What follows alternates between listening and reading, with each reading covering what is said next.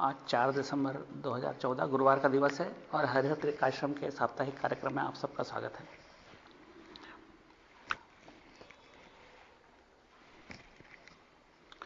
शिव सूत्र में हम अभी आणव उपाय पढ़ रहे हैं। जैसे कि हमारी परंपरा है, हम हर एक पढ़ाई करने के साथ ही साथ कुछ मूलभूत बातों पर पुनः पुनः ध्यान केंद्रित कर लेते हैं ताकि हम अपने मार्ग से भटके नहीं।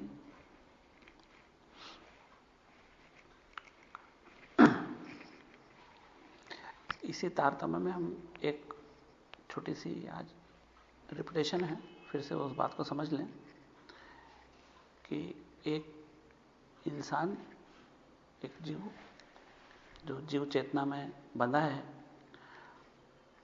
वो 3 मलों से आवृत होता है।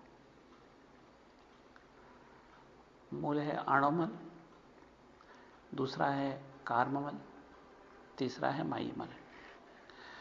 इनका महत्व समझना नितांत जरूरी है क्योंकि ये तीनों मल ही मुक्ति की राह में बाधक है। ठीक वैसा है जैसे एक बल्ब जल तो रहा है लेकिन उसके ऊपर 3 कवर चढ़ा दिए हैं, इसलिए उसका प्रकाश बाहर आने से रुक रहा है।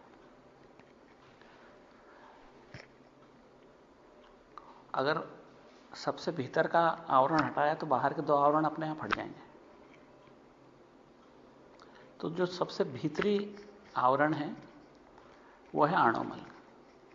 अगर आणवमल हटता है तो कार्ममल, मायीमल अपने आप हट जाते हैं।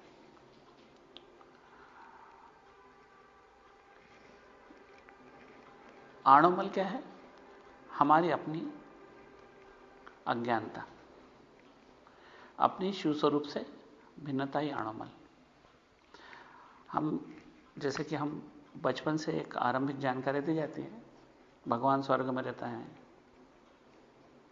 भगवान मंदिर में रहता है, भगवान तीर्थों में रहता है और हम पापी हैं, दुराचारी हैं, अधम हैं। ये मूल आणवमल है। तो हम अपने आप को सीमित स्वीकार कर लेते हैं, हम अपने आप को स्वीकार कर लेते हैं कि हम सीमित है, यही आणवमल है।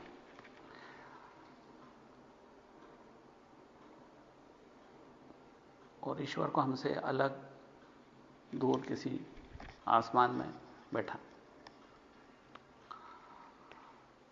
मायीमल, माया के क्षेत्र में हमको जो संसार में माया हमें अपने पावर ऑफ इल्यूजन, अपने सत्य के दर्शन से रोकती है। तो शिव ने अपना स्वरूप छिपाया है इसी शक्ति के द्वारा, और हमको जो कुछ दिखाई देता है सिवा शिव के कुछ नहीं है और हमको शिव के सिवा सब कुछ दिखाई देता है। यही मायीमल है। तीसरा कार्ममल, जब हम कुछ भी कार्य करते हैं और हमको अपने स्वरूप का एहसास नहीं होता तो वो कार्य फल की उत्पत्ति करता है।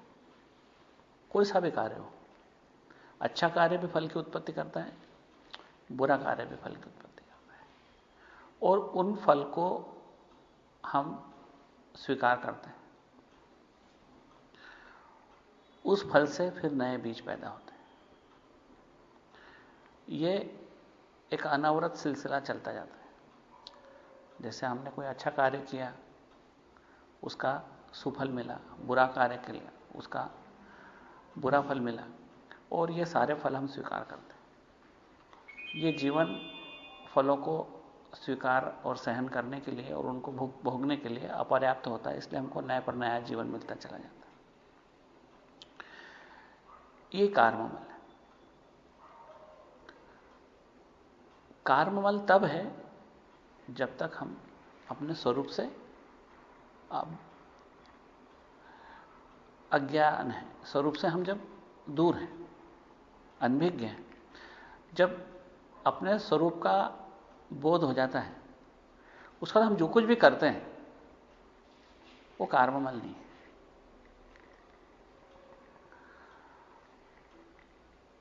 इसको ऐसा समझ लें कि जैसे मैं किसी को दुख दूं,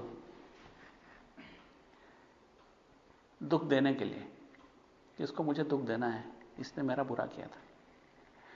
तो दुख देने के लिए जब दुख दिया जाता है तो मेरे हृदय में एक भावना है दुख देने की, यह कार्ममल की जनक है। किसी विशेष को सुख देने की, यह भी कार्ममल की जनक है। या कोई ऐसा कार्य करने की जिसके द्वारा मुझे उच्चतर जीवन की आकांक्षा हो, सुफल प्राप्त करने की इच्छा हो। जैसे मैंने धर्मशाला बनवा दी, लोगों को कंबल बटा दिए, किसी को गरीबों को भोजन दे दिया। इस सब के पीछे अगर मेरी भावना प्रेम से हटके कुछ और है तो वो कर्मफल की जनक है। कर्मफल तब तक पीछा नहीं छोड़ता जब तक हमको अपने सच्चे स्वरूप का बोध नहीं हो जाता। क्या इसके पीछे कोई तार्किक उदाहरण है? क्या हम इसको समझ सकते हैं कि ऐसा क्यों होता है? क्या एक वैज्ञानिक तरीका है इस बात को समझने का कि अज्ञान से किया गया कर्म फल का जनक होता है और ज्ञानपूर्वक किया गया कर्म फल को पैदा नहीं करता? हम जो कुछ भी करते हैं, अब तक हम अज्ञानी थे, इसीलिए हम यहां तक संसार में भटक रहे हैं। तो जो कुछ भी करते हैं वो हमारे कर्म फलों को संचित करता चला जाता है, हमारे कर्म फल संचित होते चले जाते हैं। और संचित कर्मों में से एक हिस्सा अलग होता है जो प्रारब्धवश नया जन्म देने के लिए उद्यत होता है। जिन कर्मों को भोगने के लिए वर्तमान जन्म मिला है वो प्रारब्ध कर्म है।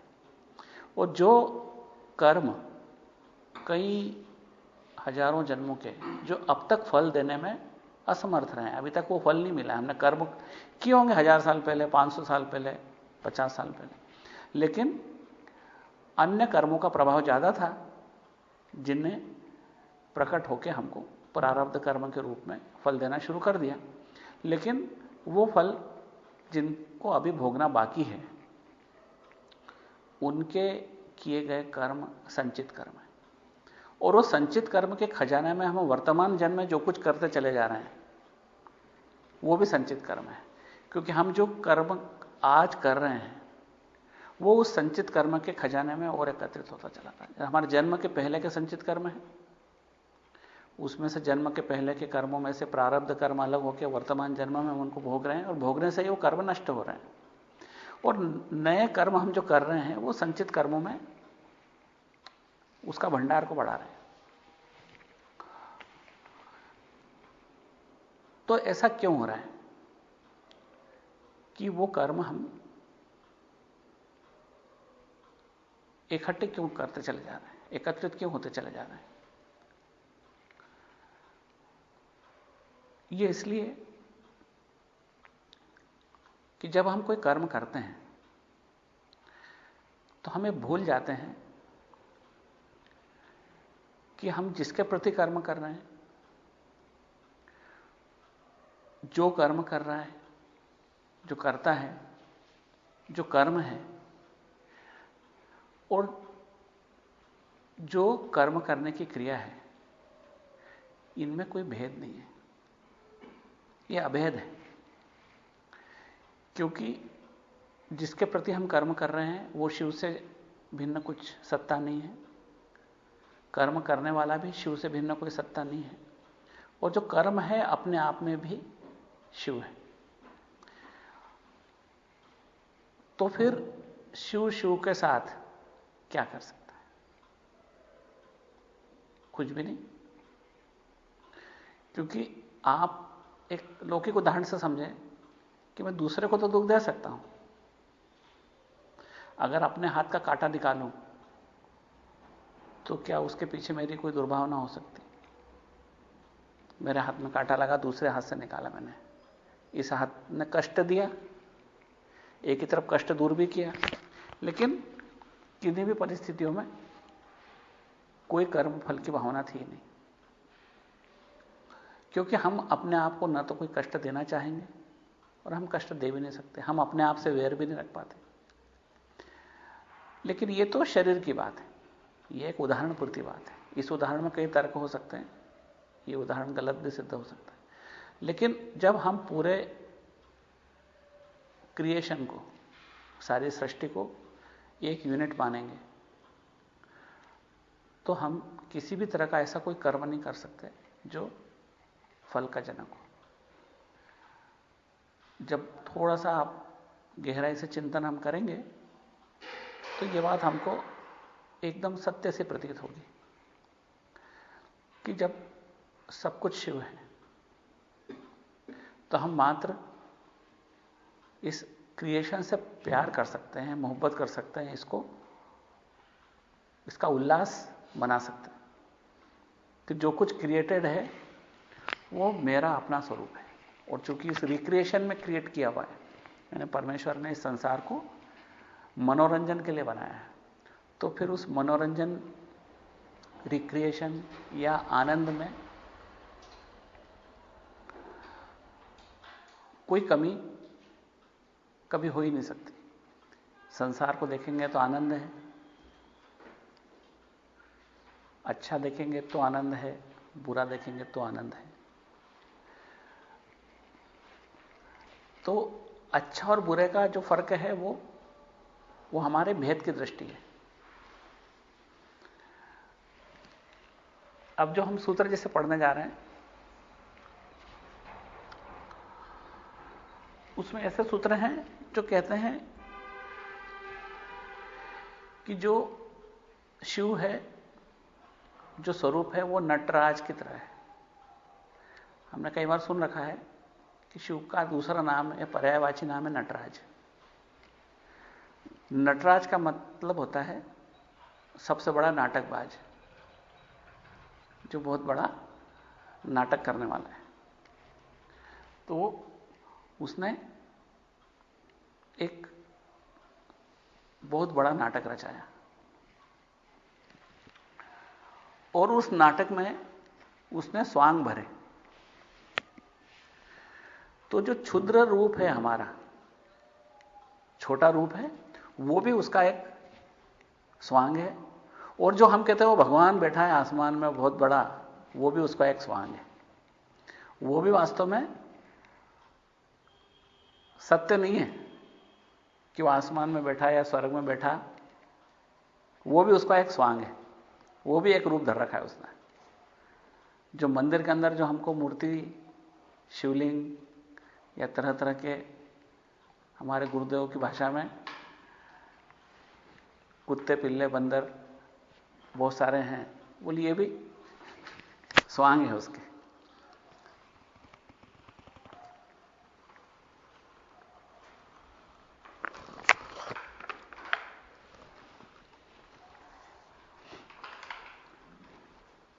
तो विशालता का भी स्वांग है और क्षुद्रता का भी स्वांग है। और इसमें नर्तक कौन है? वही सार्वभौम ईश्वर चेतना, उसी ने ये सारे स्वांग भरे हैं। जो सर्वोच्च चेतना है वही ये सारे भिन्न भिन्न रूपों में अपने आप को बदले हुए।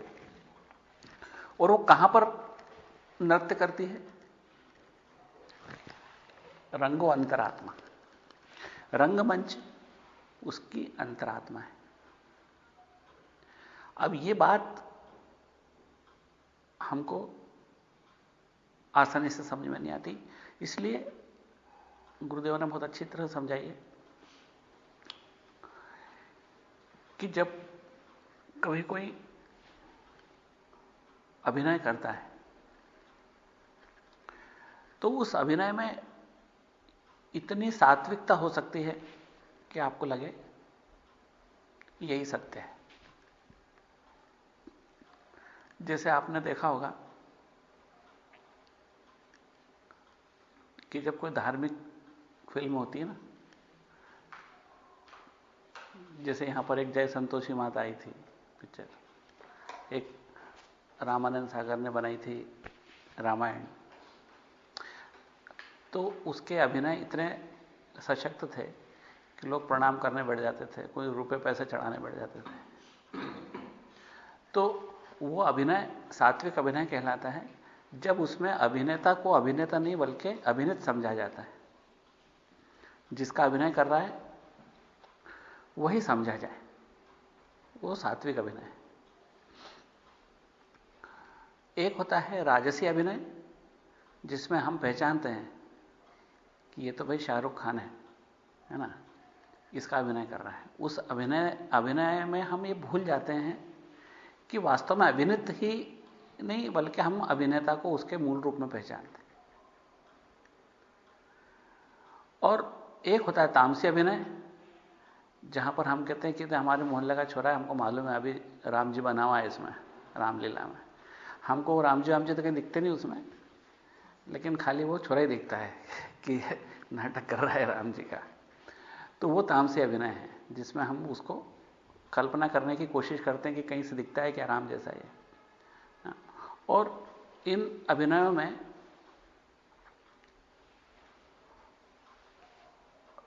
जैसे गुरुदेव ने व्याख्या करते वक्त समझाया था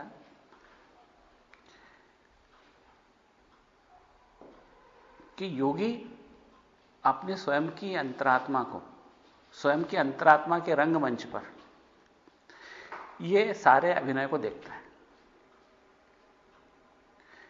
योगी स्वयं देखता है कि ये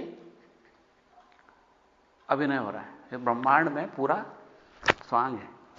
शिव ने न केवल मेरा रूप धरा, आपका रूप धरा, आपका रूप धरा, ये आश्रम भी शिव का रूप है। और ये चट्टान पत्थर सूर्य चंद्रमा तारे जितना ब्रह्मांड में जो कुछ रचित है वो सब कुछ शिव का स्वांग है। तो इसमें जब वो सात्विक अभिनीत योगी देखता है तो वो देखता है कि ये एक बड़ा नाट्य मंचन हो रहा है और उसमें मैं भी भाग ले रहा हूं, मैं भी नाटक में भाग ले रहा हूं, क्योंकि वो अपना सत्य जानता है कि मैं शिव स्वरूप हूं और मैं इसी में भाग ले रहा हूं। जैसे अगर एक लड़का रामलीला में राम का रोल करता है, चाहे कितना अच्छा रोल करे, वो स्वयं तो ये जानता है कि मैं कौन हूं, मेरा सत्य राम तो ही नहीं, शाम को कपड़ा उतारना है और मेरे को वही बन जाना है जो हूं। तो उसका स्वयं का सत्य तो वो जानता है। ऐसे ही योगी जो आत्मबोध से युक्त है, वह जानता है कि ये ब्रह्मांड का जो नृत्य चल रहा है, नाटक चल रहा है, इस नाटक में मैं भी एक कलाकार हूं।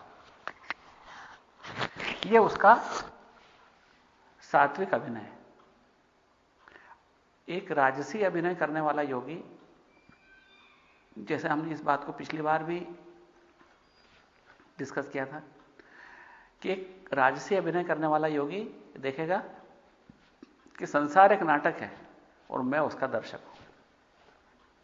यह उसकी गलत अवधारणा है।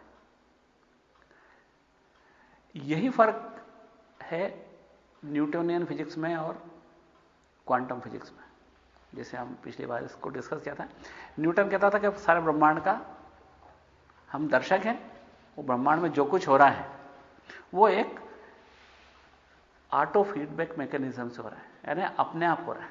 यानी एक बल इधर लगा, चूंकि बल नष्ट नहीं होता, उसने उस चीज को हटाया, उसने तीसरी चीज को हटाया। इस तरह से कैसे अगर उनका कहना पड़ता था कि थ्योरेटिकली ब्रह्मांड के जन्म के समय के बलों के बारे में मुझे जानकारी दे दो तो मैं ब्रह्मांड का भविष्य बता सकता हूं, कैलकुलेट करते चले जाएंगे। सैद्धांतिक रूप से बात एकदम सही प्रतीत होती थी और कम से कम 300 साल से ज्यादा तक किसी ने उसको चैलेंज नहीं किया, क्योंकि किसी के पास चैलेंज करने लायक कोई बात ही नहीं थी कि जो कुछ हो रहा है वो अपने आप हो रहा है, ऑटो फीडबैक मैकेनिज्म। जैसे मैंने यहां से एक पत्थर फेंका उधर, उस पत्थर ने वहां टकराया, वहां से टकरा के अपनी ऊर्जा उसने उछलने में लगा दी, कुछ दूसरे पत्थर को फोड़ने में लगा दी। तो जो कुछ हो रहा है क्रिया, उस समस्त क्रिया की गणना संभव है। सैद्धांतिक रूप से बिल्कुल ठीक बात है। लेकिन सात्विक अभिनय वो है जो वो जाने कि मैं भी इसमें अभिनेता हूं, मैं दर्शक नहीं हूं, मैं खुद भी इसमें अभिनेता हूं। यानी अब मैं इसको खाली बैठकर ये दृश्य नहीं देख सकता, वरन मैं जो कुछ करता हूं वो भी इस नाटक का हिस्सा है। ये तभी संभव है जब उसको स्वयं का स्वरूप जानता हो। और यही क्वांटम फिजिक्स भी बोलता है कि तुम संसार में जो कुछ करते हो वो उसी संसार का हिस्सा है जिसके ऊपर तुम कभी कभी कमेंट्री करने बैठ जाते हो। क्योंकि जो कुछ तुम देखते हो वो अपने आप नहीं हो रहा है, जो तुम कर रहे हो वो देख रहे हो। एज ए यूनिट सारे लोग सामूहिक रूप से जो कर रहे हो वो हो रहा है और वही तुम देख रहे हो। और सामूहिक रूप से जब कोई करता है तो व्यक्तिगत स्तर पर इसकी गणना संभव नहीं है, स्टैटिस्टिक्स से ही गणना संभव है। और इसी का नाम रखा है थ्योरी ऑफ अनसर्टेनिटी, है ना, अनिश्चितता का सिद्धांत। फिर हम वैज्ञानिकों को बहुत समय तक पेट में दुखता रहा कि हजम होने लायक बात नहीं है, हमारे विज्ञान में तो सब सर्टन है, ये अनसर्टेनिटी कहां से आ गई। जब हिसेनबर्ग ने बताया आज से तकरीबन 90 साल पहले, तो लोगों को यह बात बिल्कुल हजम नहीं होती थी कि अनसर्टेनिटी कैसे हो सकती है विज्ञान में। वो कहते एक पार्टिकल लो, उसका स्थान ठीक से जानना चाहो तो उसकी गति के बारे में कोई जानकारी नहीं मिलती, उसकी गति के बारे में जानना चाहो तो स्थान के बारे में जानकारी नहीं मिलती। इस तरह लोगों को भ्रम होने लगा। लेकिन वैज्ञानिक थे, उन्होंने जब गणितीय विधियों से अकाट्य प्रमाणों द्वारा सिद्ध कर दिया तो धीमे धीमे लोगों को समझ में आने लगा कि कुछ और है जो हम मिस कर रहे हैं, कुछ और है जो हम भूल रहे हैं। तब धीमे धीमे समझ में आया कि इसमें हम देखने वाले को ही मिस कर रहे हैं। प्रयोग को तो हम देख रहे हैं, प्रयोगकर्ता को मिस कर रहे हैं। इसमें जो मिसिंग फैक्टर है, मिसिंग लिंक है, वो है प्रयोग करने वाला। हम सिर्फ प्रयोग को देख रहे हैं लेकिन प्रयोग करने वाले को नहीं देख रहे हैं। और ये बात जब वैज्ञानिक को समझ में आई तो एक रिवॉल्यूशन हो गया, एक क्रांति हो गई। और ये एक जबरदस्त क्रांति थी जो 19वीं सदी के आरंभ में हुई थी। जब लोगों को यह समझ में आया था कि प्रयोग महत्वपूर्ण कम है, प्रयोगकर्ता ज्यादा महत्वपूर्ण है। कॉन्शियसनेस फैक्टर ज्यादा महत्वपूर्ण है और ऑब्जर्व्ड फैक्टर कम महत्वपूर्ण है। यही बात इसके आगे समझ में आएगी कि जो कुछ प्रमेय संसार है वो प्रमात्र संसार से बना है। संसार दो हैं, एक ज्ञान शक्ति से बना, एक क्रिया शक्ति से बना। मूल शक्ति है इच्छा शक्ति, जो सर्वोच्च शक्ति या स्वतंत्र शक्ति है। उस इच्छा शक्ति का कोई विरोध नहीं है। और उसी शक्ति ने जब आप संसार बनाने के लिए उद्यत हुई तो उस समय उसने दो हिस्सों में अपने आप को बांटा। एक ज्ञान शक्ति जिससे बना प्रमात्र संसार, यानी मैं,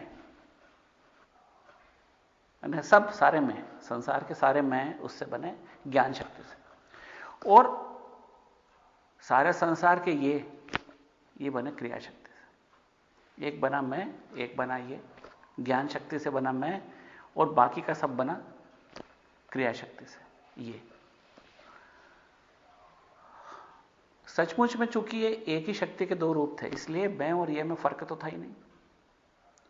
ये मात्र एक भ्रम था, मात्र एक खेल था जिसमें मैं और ये बनाएगा, वरना मैं के सिवा कुछ है ही नहीं। लेकिन मूल है मैं, और मैं से बनाइए। इसलिए जब भी रिवर्स प्रोसेस होती है, जब संसार कोलैप्स होता है, तो ये पहले मैं में समाता है। यानी जो जिससे बना वो उसमें समा जाता, अपने कारण में समा जाता है। कार्य हमेशा कारण में समाता है। जैसे जल से बना हिम, बर्फ, तो बर्फ पिघल के वापस जल में समा जाए।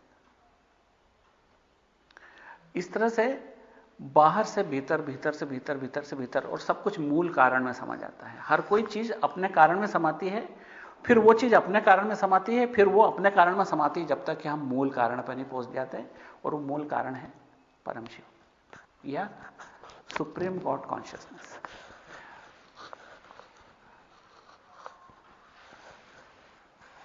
अब ये जो संसार का नृत्य चल रहा है, नाटक चल रहा है, जिसमें आपने अभी देखा कि एक योगी जो सात्विक नृत्य कर रहा है, वो जानता है कि मैं ही नटराज हूं, और वो अपने आप को इसका हिस्सा समझता है। मतलब वो क्वांटम फिजिक्स के लेवल पर हो जाता है। जब वो समझता है कि संसार का मैं तो दर्शक हूं, संसार शिव का नृत्य है मान लो, लेकिन फिर भी मैं तो इसका दर्शक हूं, शिव के नृत्य का दर्शक हूं, मैं उसका नर्तक नहीं हूं, मैं उसका दर्शक हूं। बस ये उसका राजस स्तर है, वही न्यूटनियन फिजिक्स है। और तीसरा है तामस स्तर। तामस स्तर पर वो जानता है भगवान ने संसार बनाया, बस इतना मान सकता है वो। ये भी मान सकता है कि सब नाटक है, नृत्य है, लेकिन उसके बाद न वो इसको शिव का स्वरूप मानेगा, न अपने आप को शिव मानेगा। इसमें उसकी भिन्नता की दृष्टि प्रबलतम होगी। इसलिए तीनों स्तर हैं, और ये अंतरात्मा ही वास्तविक नाटककार है। अंतरात्मा बनती है, आत्मा के तीन स्तर हैं। आत्मा मतलब अंतिम सत्य, लेकिन यहां अंतिम सत्य तीन तरह से हो जाता है। अंतिम सत्य जो वास्तविक अंतिम सत्य है, वो हमने पढ़ा चैतन्य महात्मा, शाम्भव उपाय में पढ़ा था। दूसरा अंतिम सत्य या रिलेटिव सत्य, वो हमने शाक्तोपाय में पढ़ा। और जो सबसे निचला सत्य है, आत्मा चित्तम, दूसरे में पढ़ा चित्तम मंत्र। इसमें आत्मा चित्तम यानी जो मैं हूं, मेरा सत्य, वो चित्त से पहचाना जाता हूं। मैं अपने आप को कहां से पहचानता हूं? चित्त से पहचानता हूं, यानी पूरे अष्टक से पहचानता हूं। पूरे अष्टक ही हमारा अंतरात्मा है। सपनों में ये जागता है। पूरे अष्टक है मन, बुद्धि, अहंकार, रूप, रस, स्पर्श, गंध और शब्द। ये 5 तन्मात्राएं और मन, बुद्धि, अहंकार, ये 8 चीजें मिलकर बनती है पूरे अष्टक। और यही पूरे अष्टक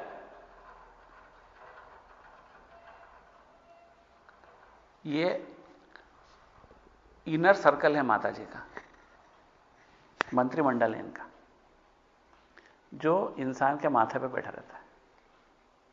हम पूरे अष्टक के संसार में जीते हैं, पूरे अष्टक का राज चलता है। यह 8 का मंत्रिमंडल हमारे शरीर पर राज करता है, हमारे पूरे बीइंग पर, हमारे अस्तित्व पर राज करता है। ये कभी हम मन के अधीन होते हैं, कभी बुद्धि के अधीन होते हैं, या अहंकार के अधीन होते हैं। हमारी अधीनता हम स्वीकार कर लेते हैं। अगर मन उदास है तो हम कहते हैं हम उदास हो गए। हम कोई बुद्धिमान है तो कहते हैं ये आदमी बुद्धिमान है। हमने उसकी बुद्धिमत्ता को ही उसका अस्तित्व मान लिया। वो बहुत बड़ा आदमी है, उसके अहंकार को हमने उसका अस्तित्व मान लिया। और हम स्वयं के बारे में भी ऐसे सोचते हैं कि हम बहुत अच्छी जगह खड़े हैं, बहुत ऊंचे लोग हैं, बहुत प्रतिष्ठित हैं, या ऊंची समाज के, ऊंचे जात के, या इसके विरुद्ध हम निचले समाज के हैं, नीचे हैं, तो हम अपने अहंकार को, अपने मन को और अपनी बुद्धि को अपना सरेंडर कर देते हैं। आज मेरा मन उदास है ना, हम उदास हैं, मन हमारा शासन करता है हम पर।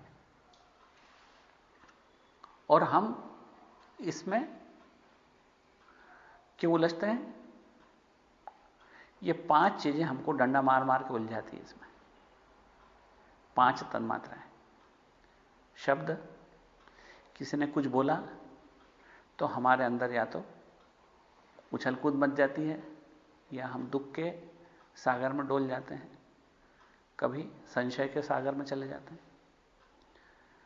किसी ने बोला अरे तुम तो फेल हो गए, और हम उदास हो जाते हैं। छोटे छोटे शब्द हमारे भीतर के संसार को हिला देते हैं। ये हम पुर्याष्टक कर, एक गंध आती है, एक रूप दिखता है, एक स्वाद, एक रस है, इसी से संसार की यात्रा चलती रहती है। इसी यात्रा में हम बाहर भागते रहते हैं, परिधियों को खोजते रहते हैं। हम और रस लेना चाहते हैं, और रूप देखना चाहते हैं, और स्पर्श चाहते हैं, और स्वाद लेना चाहते हैं। इस तरह से हम ये 5 तन्मात्राएं आपको सदा परिधि की ओर बढ़ाती हैं, आपके मुक्ति के मार्ग को रोकती हैं। तो पुर्याष्टक ही एक ऐसा है जो राज करता है एक इंसान के ऊपर। एक इंसान स्वयं बादशाह होते हुए भूल गया, और वो उसके पुर्याष्टक के अधीन हो जाता है। वो अपनी बादशाहत को भूल गया, और ये भी भूल गया कि पुर्याष्टक मेरे अपने ही पैदा किए हुए हैं। ये 8 मेरे अपने सबऑर्डिनेट्स हैं, मैंने ही इनको पैदा किया, और मैं अब इनके कैसे अधीन आ गया, इस बात को भूल जाता है। लेकिन जो योगी होता है, जो जानता है कि विश्व का नृत्य जो मेरी अंतरात्मा के ऊपर खेला जा रहा है, अंतरात्मा यानी पुर्याष्टक। एक होती है बाहरी आत्मा जो हमारे शरीर से संबंधित होती है, जो शरीर में हमारे सेंसेशंस होते हैं, वो हमारी बाहरी आत्मा है। और एक होती है विश्वात्मा, जो हम बोध के बाद समझ में आती है कि यूनिवर्सल कॉन्शियसनेस क्या है। सारा ब्रह्मांड एक ही ऊर्जा से ओतप्रोत है, pervaded by one single energy, पूरे ब्रह्मांड। तो वो स्थिति यूनिवर्सल कॉन्शियसनेस की।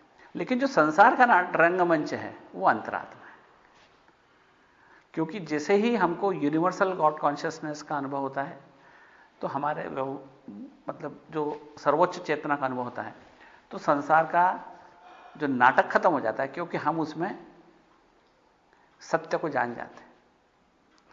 हम फिर ये नहीं कहते हैं कि रामलाल श्यामलाल है, हमको फिर सब शिव स्वरूपता दिखाई देने लगती है हर स्वरूप में। फिर हमको ये भी नहीं दिखता है कि ये बदमाश है, चोर है, गुंडा है, उचक्का है, बदमाश है, हत्यारा है। ये हमको ये जो भिन्नता दिखाई देती है, वो भिन्नता मात्र शिव स्वरूपता के न दिखने की वजह से होती है। और ये क्यों होता है? क्योंकि हम 3 मलों से आवृत हैं, जिसके अपन आरंभ में आज बात करी। वो 3 मल हमको सत्य स्वरूप से दूर बनाए रखते हैं। और इस नाटक को देखता कौन है? प्रेक्षकाणी इंद्रियाणी, यानी हमारी इंद्रियां इस नाटक को देखती है। अब अगर हमारे बोध का स्तर अच्छा है, हमको बात समझ में आ गई है, तो ये इंद्रियां हमारे स्वयं के नृत्य को देखती हैं, हमारे स्वयं का नृत्य को देखती हैं। ये देखती हैं कि हमने कैसा स्वांग भरा, आज हम कैसे बोल रहे हो। वो हमारी इंद्रियां बाहर खड़े होकर हमको देखती हैं, ना इंट्रोवर्ट हो जाती है, अंतर्मुखी हो जाती हैं। सारी इंद्रियां अंतर्मुखी होकर हमारे अपने ही नृत्य को देखती हैं। यही इंद्रियों की सात्विकता हो जाती है। ये इंद्रियां अब तक किन से जुड़ी थी? रस, स्पर्श, शब्द। लेकिन अब किससे जुड़ गई वो हमारी वास्तविक सत्य से। जैसे ये बाहर की तरफ देखती है, तो इनको शब्द, स्पर्श, रूप, रस, गंध दिखाई देते हैं। ये इंद्रियां जैसी अंदर की तरफ इंट्रोवर्ट होती हैं, इनको हमका वास्तविक स्वरूप दिखाई देने लगता है कि मैं शुद्ध स्वरूप हूं, यही मेरी वास्तविकता है। और जैसे ही ऐसा होता है, कर्म पर से हमारी पकड़ ढीली होती चली जाती है, या कर्म की हम पर से पकड़ ढीली होती चली जाती है। वो एक आवरण हट जाता है, कर्म का आवरण हट जाता है। अब हम जो कुछ करते हैं वो हमारे लिए बंधन कारक नहीं होता। तो दूसरा देखने का तरीका जो सात्विक बोध से दूर है, वो इस संसार को वो भी देखता है, उसकी इंद्रियां में संसार को देखती हैं, लेकिन उसका भेद भरा दृश्य देखती है। उस इंद्रिय में यह देखती है वो कि देखो ये बुरा है, ये अच्छा है, ये अपने वाला है, ये पराया है, ये अपने देश का, अपने मोहल्ले का, अपने गांव का है। उसको हर जगह भेद दिखाई देने लगता है। तो ये इंद्रियां इस संसार के नृत्य को देखती हैं। अब कैसे देखती हैं, ये इस बात पर निर्भर करती है कि वो इंद्रियां कितनी सत्व गुण से परिपूर्ण है। सात्विक हो गई है, शुद्ध हो गई है, लेकिन सत्व गुण भी छोड़ना जरूरी है। सत्व गुण अंतिम नहीं है, गुणों से परे जाना जरूरी है। गुणों से परे उस स्थिति है, वो है उन्मना की स्थिति, जहां मन समाप्त हो जाता है और मन पर पड़े सारे प्रभाव भी समाप्त हो जाते हैं। तब हम संसार को एक आनंद की दृष्टि से देख सकते हैं।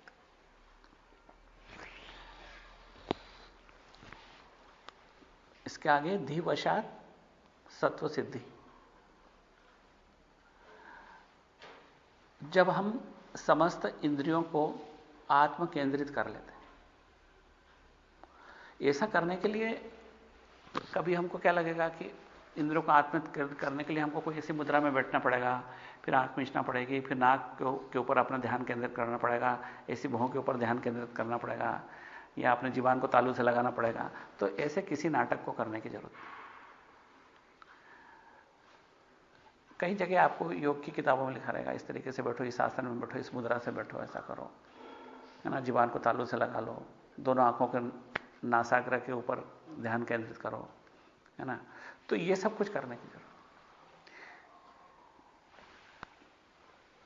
ये देह का मतलब होता है आपकी प्रज्ञा, आपकी वो बुद्धि जो ईश्वर ज्ञान से युक्त है, जो ईश्वरीय ज्ञान से जुड़ी है, वो बुद्धि जो अब संसार में भागने के बजाय आपको मुक्ति के मार्ग पर ले जाने के लिए उद्यत है, उसी का नाम देह। और उस बुद्धि के वश में अगर आप अपने आप को कर लेते हो तो सत्व सिद्धि हो जाती है। सत्व सिद्धि यानी सत्य का ज्ञान।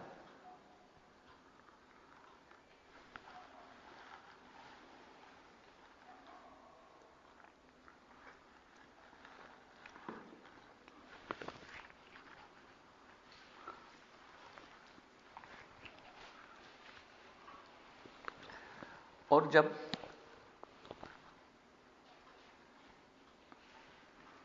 सत्व का ज्ञान होता है तो हमारे भीतर का संसार, बाहर का संसार एक हो जाता है। अब कुछ ऐसा नहीं होता कि कोई बाहर से आके भीतर तूफान खड़ा कर देगा। कोई भी शब्द, स्पर्श, रूप, रस, गंध हमारे भीतरी संसार को आंदोलित अब नहीं कर पाएगा। जितनी तन्मात्राएं हैं ये अधिष्ठात्रियां हैं, और मन, बुद्धि, अहंकार सहित ये 8 देवियां हैं, जो 8 देवियां हमारे माथे पर राज करती हैं। इनकी अधिष्ठात्री है अज्ञाता माता, जो ब्रह्मरंध्र में उसका राज है। जो मुक्ति के मार्ग को रोकती है और सतत हमको संसार की ओर धकेलती। जैसे आपके हृदय में आज है कि आप शांत चिंतन करें, कहीं बैठें और अपने वास्तविक स्थिति का चिंतन करें कि हम क्या हैं, हम क्या कर रहे हैं, क्या है हमारा उद्देश्य। क्या अगर आज मेरा जीवन समाप्त हो जाए, आज इसी वक्त, तो क्या मैंने अपने जीवन के साथ न्याय कर लिया? क्योंकि ये तो किसी के साथ कभी भी हो सकता है, किसी भी समय हो सकता है। आज का दिन अंतिम दिन हो सकता है मेरे लिए। तो क्या मैंने अपने जीवन के साथ न्याय कर लिया या कुछ बाकी है? ये एक जबरदस्त आत्मचिंतन है और ये चिंतन हम में से सबको करना चाहिए। लेकिन जैसे ही आप इस चिंतन को करने बैठते हो और किसी ने आके बोला चलो चलो गर्मा गर्म खाना तैयार है, तो आप उस चिंतन से दूर हो गए। उस वक्त रस ने आपके चिंतन में बाधा डाल दी। किसी ने बोला चलो आज बढ़िया दृश्य देखने चलना है, झांकी निकल रही है, तो रूप ने आपके चिंतन को रोक दिया। तो ये पांचों तन्मात्राएं सतत जागरूक रहती हैं कि आप कहीं स्वरूप चिंतन नहीं करने बैठ जाओ। जैसे ही आप अपनी इंद्रियों को इंट्रोवर्ट करते हो, अंतर्मुखी करते हो, इनको इंद्रियों को भीतर देखें, मतलब कान भीतर की आवाज सुने, आंखें भीतर का दृश्य देखें, जुबान भीतर का स्वाद ले, दिव्य स्वाद क्या है, दिव्य गंध क्या, बोले नहीं, वो उसको वापस बाहर खींच के ले जाएंगे, उसको भीतर का आस्वादन लेने नहीं देंगे। और जो भीतर का आस्वादन है वो भी सात्विक है, वो भी छूट जाता है आगे आगे जाके पूर्ण आनंद की स्थिति में वो भी सब कुछ समाप्त हो जाता है। वो भी एक सात्विक आनंद है जो छोड़ना पड़ता है, वो भी एक राह है।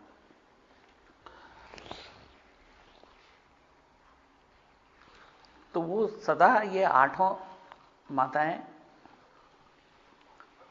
आपकी मुक्ति की राह की प्रबलतम बाधक है।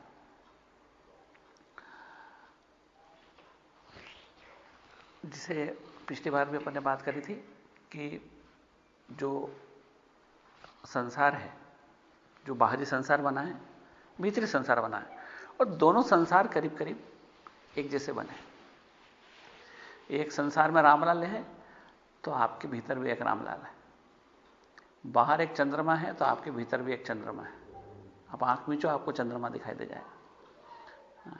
बाहर की तरफ किसी ने आपको अपशब्द कहे तो आपके भीतर भी अपशब्द है। तो जो बाहर है वो बाहरी 50 रुद्र हैं, जो भीतर है वो भीतरी 50 रुद्र हैं, और ये आपस में इंटरेक्ट करते हैं, ये आपस में झगड़ा करते हैं। बाहरी शब्द भीतरी शब्दों से मिलते हैं और प्रतिक्रिया करते हैं। जैसे किसी ने आपको गाली दी और आप अंदर तक क्रोध के आवेश में आ गए। किसी ने आपकी तारीफ की और हमारे अहंकार का स्तर ऊपर उठ गया।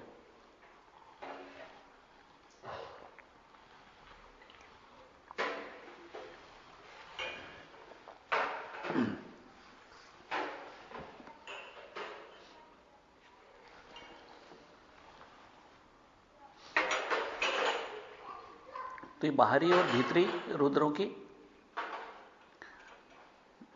क्रिएशन है। बाहरी संसार, एक भीतरी संसार, और दोनों के बीच में एक युद्ध है। यह युद्ध कब तक चलता है? जब तक वो बाहरी रुद्र ये जानते नहीं है कि हम भीतरी रुद्र ही और बाहरी रुद्र एक ही हैं, हम अलग अलग नहीं है। भीतरी संसार और बाहरी संसार में जब तक भिन्नता है, जब तक ये लड़ाई जारी रहेगी। हमारे भीतर एक पूरा संसार पलता है। इसको हम शांत चित्त देखें तो हमको दिखाई देगा भीतर पूरा संसार पलता है हमारे अंदर, और जितना बाहर है उतना भीतर है। और यही हम भीतरी संसार को अगर देखें, अगर प्रज्ञा बुद्धि से, तो हमको उसका सत्य समझ में आने लगता है। और जब हमको समझ में आने लगता है ये सब स्वांग है सर्वोच्च चेतना का, जो अंतरात्मा के रंगमंच पर जारी है, तो फिर हम इससे ज्यादा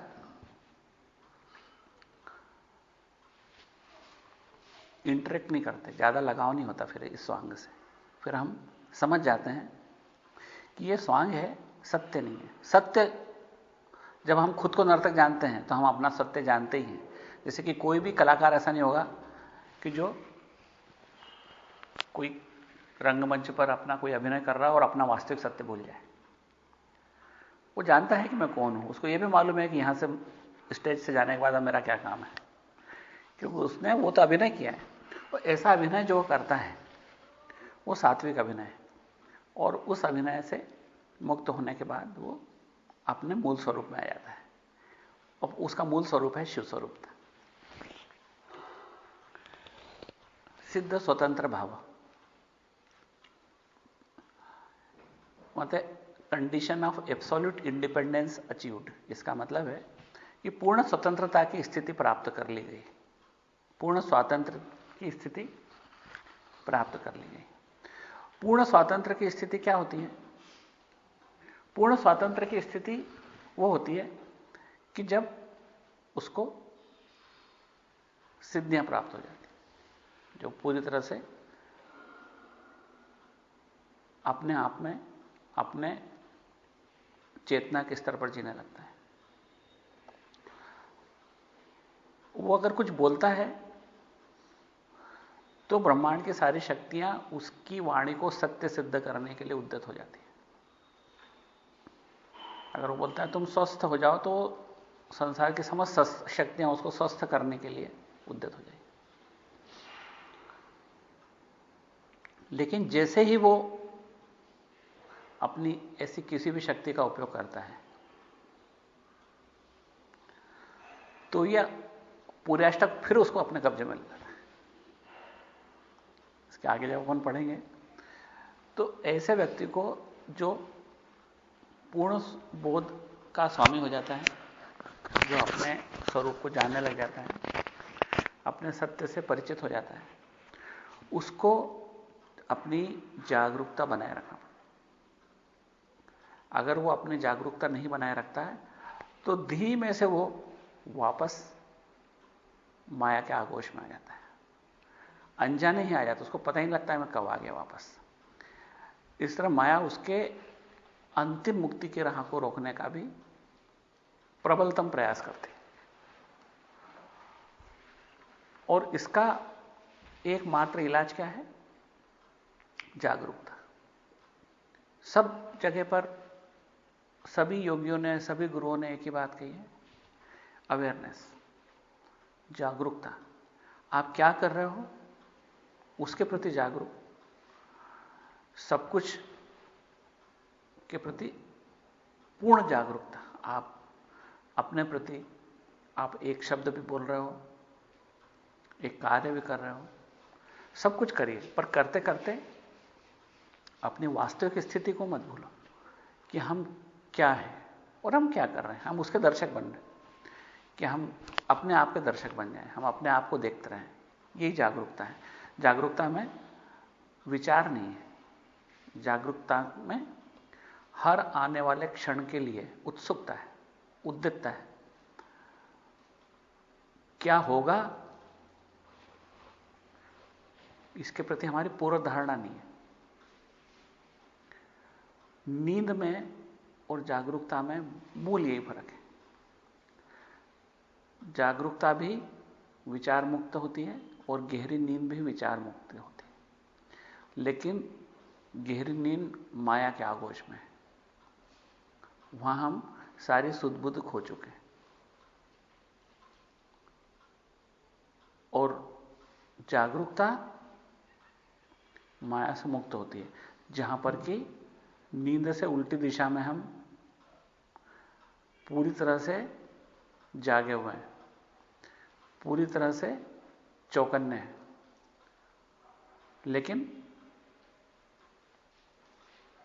अपने स्वरूप से जुड़े हैं। निद्रा में व्यक्ति अपने स्वरूप से पूरी तरह दूर हो जाता है। जागरूक व्यक्ति उससे पूरी तरह से उसके वश में होता है। सब कुछ, जो कुछ वो देख रहा है, जो कुछ दृश्य है, उस सब के प्रति वो एक गहरा जुड़ाव महसूस करता है।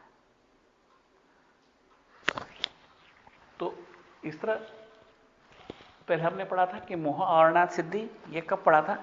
कि जब योग की क्रिया करते हैं, जैसे उच्च स्तर का प्राणायाम करते हैं, उस परिस्थिति में हम साधारण प्राणायाम तो बड़ा, नाक से सांस लेना, इधर से निकालना, अंदर रखना, जिसके ऊपर परिभाषा दे रही कि पूरक कुंभक चवरेचक तृतीय का ज्ञातव्य योगी भीर नित्यम देह शुद्धि हेतु। देह शुद्धि का कारण योगी लोग जानते हैं प्राणायाम को।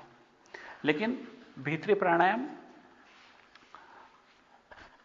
तब होता है कि जब एक आसन हो। आसन का मतलब होता है अपनी नाभि पर ध्यान केंद्रित कर लेता है, वो आत्म केंद्रित हो जाता है ध्यान, वो मूल आसन है। उसके बाद में वो प्राणायाम करता है। तो उच्च कोटि का जो प्राणायाम है उसमें वो श्वास की क्रियाएं बाहर नहीं करता, वरन अपने श्वास पर ध्यान केंद्रित करता है।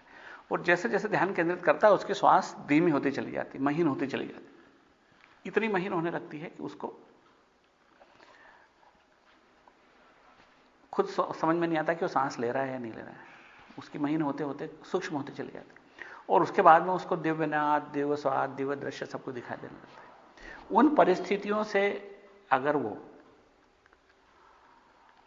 असंप्रक्त, बिना छुए आगे बढ़ जाता है, इनसे बिना परेशान हुए आगे बढ़ जाता है, तो वही उसका प्रत्याहार है।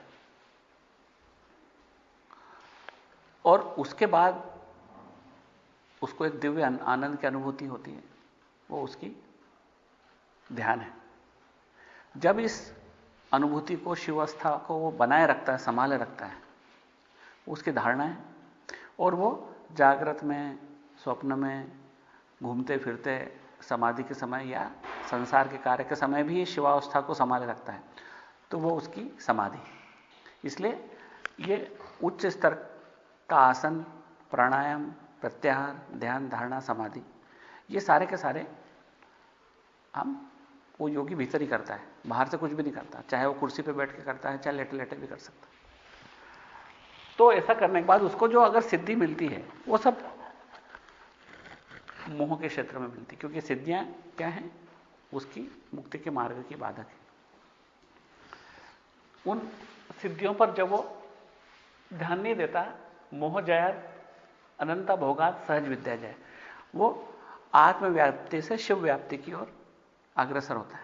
आत्मव्याप्ति बताया जैसे अपनी खुद की कॉन्शियसनेस में समा जाना, शिव व्याप्ति है ना संसार की कॉन्शियसनेस में समा जाना, अपने आप की कॉन्शियसनेस में, अपनी चेतना में समाने को आत्मव्याप्ति बोलते हैं। और जबकि इसको पूर्ण तरह बाहर निकालना शिव व्याप्ति है। तो इसी का नाम है मोह जयात। यानी जब आप इसके बाद भी अगर मन में मोह के बीज हैं तो वो वापस संसार में खींच लिया जाता है योगी। लेकिन अगर वो नहीं है तो फिर उसके बाद में उसकी सहज विद्या है ना, शिव का बोध उसके हृदय में पनपने लगता है। और जागृत द्वितीय करा, अब उसकी जागृत अवस्था और समाधि अवस्था में कोई फर्क नहीं होता, वो उसकी एक दूसरी किरण है। जागृत अवस्था शिवावस्था की दूसरी किरण है। समाधि अवस्था भी, जागृत अवस्था भी, निद्रावस्था भी, स्वप्नावस्था भी, वो जो कुछ करता है वो उसकी भिन्न भिन्न किरणें हैं। अब वो किसी भी एक अवस्था से दूसरी अवस्था में जाता है, लेकिन वो शिवावस्था का त्याग नहीं करता, उस अवस्था में बना रहता है। और यहां पर वो जानता है कि वो एक नर्तक है और वो स्वयं उसका नृत्य का हिस्सा, जैसे कि स्टेज के ऊपर हम सब बैठे और हर कोई हम अपना अपना पार्ट कर रहे हैं। तो हम ये नहीं कह सकते कि नाटक अच्छा है या बुरा है, ये नहीं कह सकते कि नाटक जैसा है वो मैं खाली देख रहा हूं कुर्सी पे बैठ के। नहीं, मैं भी तो नाटक कर रहा हूं, मैं बैठ के देख कैसे सकता हूं? तो नाटक का मैं अभिन्न हिस्सा हूं। जैसे राम का रोल करने वाला सोचे कि नहीं मैं देखूं खाली नाटक, तो वो ऐसा नहीं कर सकता, क्योंकि उसको अपना रोल जारी रखना है, तभी वो नाटक जारी रहेगा। ये जो जानता है वो सात्विक योगी है, वो अपनी आत्मा के सत्य को जानता है। और ये उसकी अंतरात्मा जो है वही रंगमंच है जिसके ऊपर संसार का नाटक चल रहा है। जैसे ही उसकी अंतरात्मा को वो अपनी उसके कारण में मिला देता है, सार्वभौम ईश्वर चेतना में, संसार का नाटक समाप्त हो जाता है, क्योंकि उसका रहस्य खुल जाता है। वो नाटक नाटक नहीं रह जाता, वो शिव का स्वरूप हो जाता है। सारा संसार शिव स्वरूप हो जाता है। और ये सब कुछ उसकी इंद्रियां देखती हैं। इंद्रियां उसकी शिव स्वरूपता देखती हैं उस योगी की। अगर वो भिन्नता का अब दृश्य नहीं है तो जो दृश्य है वो उसको, उसकी इंद्रियां जो है वो अब वास्तविक सत्य को देखती हैं और उसकी बुद्धि से वो, या ईश्वर बुद्धि से वो उस सिद्धि को प्राप्त कर लेता है। और इस तरह उसकी पूर्ण स्वतंत्रता हासिल हो जाती है। ये वैसी है जैसे अपने बात बताते थे कि बल्ब है उसके ऊपर कवर है, जैसे मलक की बात करी थी। यहां पर भी है कि जब तक उसके पास मोह का आवरण है तब तक वो पूर्ण रूप से शिवावस्था प्रकट नहीं होती। जब तक उसमें मोह का थोड़ा सा भी हिस्सा है, मोह पर अपना नियंत्रण सबसे बड़ी बात है। जो मोह पर नियंत्रण तभी आता है, मोह क्या है कि हम कुछ हिस्सों में, संसार के कुछ हिस्सों में अपनत्व और कुछ हिस्सों में अपनत्व से दूरी बनाए रखते हैं, वही मोह है। और वो जब तक है तब तक हम पूर्ण सिद्धि से दूर हैं। ये हम मोटे तौर पर अब हमने 13 पढ़ लिया। अब इससे आगे के अपन अगली बार में शुरू कर देंगे।